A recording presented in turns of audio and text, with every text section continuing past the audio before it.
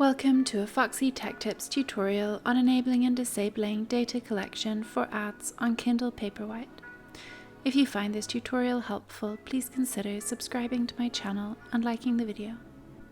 Having data collection for ads enabled will mean that the ads you see on your Kindle will be more relevant to you. If you disable data collection, you will still see ads, but they may not be as relevant to you.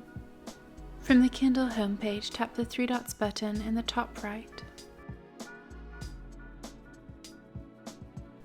Then tap Settings from the menu.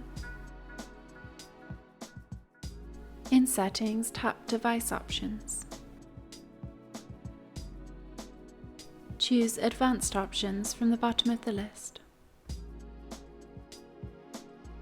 Then select Privacy. You can now tap Enable or Disable to turn data collection for ads on or off. And that draws an end to this tutorial. Please like the video if you found it helpful and subscribe to Foxy Tech Tips for more Kindle tips and tricks.